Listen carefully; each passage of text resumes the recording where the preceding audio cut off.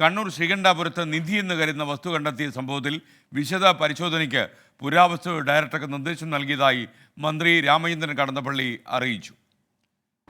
അത് പുരാവസ്തു വകുപ്പിൻ്റെ പരിധിയിൽപ്പെടുന്ന പുരാവസ്തു ലിസ്റ്റിൽപ്പെടുത്താവുന്നതാണോ, അതിന് എത്ര കാലത്തെ ചരിത്രമുണ്ട് എന്നൊക്കെ പരിശോധിക്കാൻ സംവിധാനമുള്ളത് പുരാവസ്തു വകുപ്പിനാണ്. നിയമപരമായി പ്രായോഗികമായി മറ്റ് ചില അസൗകര്യങ്ങളൊന്നുമില്ലാതെ അത് സ്വീകരിക്കേണ്ടതാണെങ്കിൽ സ്വീകരിക്കുകയും അതിന് നിയമപരമായി ചെയ്യേണ്ട നടപടികൾ സ്വീകരിക്കുകയും ചെയ്യും. അതല്ലാതെ ഇതിൽ അതിക്രമിച്ച് കടക്ക് ബലം പ്രയോഗിച്ച് പരിശോധനയൊന്നുമില്ല.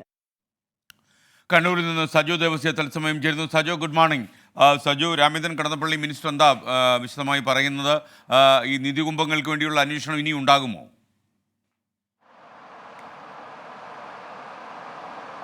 Good morning. ആ നിലയ്ക്ക് പുരാവസ്തു ഡയറക്ടറുടെയും ഒപ്പം വിദഗ്ധരുടെയും അഭിപ്രായം പരിഗണിച്ച് തുടർ നടപടികളിലേക്ക് കടക്കും. ഈ ഖനനം ഉൾപ്പെടെയുള്ളത് ആവശ്യമാണ് എന്ന വിലയിരുത്തൽ ഇപ്പോഴില്ല.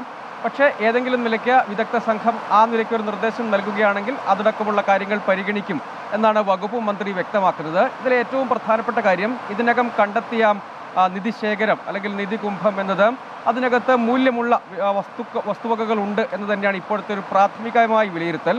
അതായത് ഈ കണ്ടെത്തിയ നിധി എന്ന് കരുതപ്പെടുന്ന നിധി എന്ന വിലയിരുത്തൽ തന്നെയാണുള്ളത്.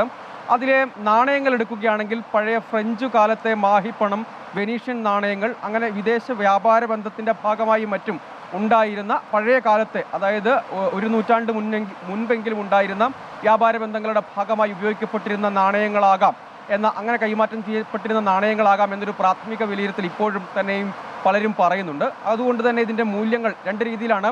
കാലപ്പഴക്കം നിർണ്ണയിക്കണം, ഒപ്പം കാലപ്പഴക്കം മാത്രമല്ല അതിൻ്റെ പഠന സാധ്യത കൂടിയും വിശദമായി പരിശോധിക്കേണ്ടതുണ്ട്. പല ചരിത്രകാരന്മാർ, ഗവേഷകരൊക്കെ ഈ കാര്യത്തെ സംബന്ധിച്ച് അഭിപ്രായ പ്രകടനം നടത്തിയത് വലിയ പഠന സാധ്യതയുണ്ട്.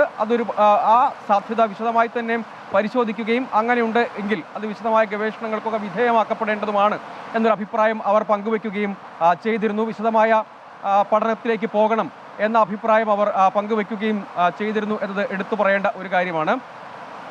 ഒപ്പം തന്നെ ഇപ്പോൾ അവിടെ കണ്ണൂരിൽ നല്ല മഴ പെയ്യുന്നുണ്ടല്ലോ, എന്താണ് അവസ്ഥ? സജുവിൻ്റെ ബാക്ക്ഗ്രൗണ്ടിലൊക്കെ പ്രത്യേകിച്ച് വടക്കൻ കേരളത്തിൽ നിന്ന് കനത്ത മഴയുണ്ടാകുമെന്ന് കാലാവസ്ഥാ കേന്ദ്രത്തിൻ്റെ മുന്നറിയിപ്പ് വന്നിട്ടുണ്ട്.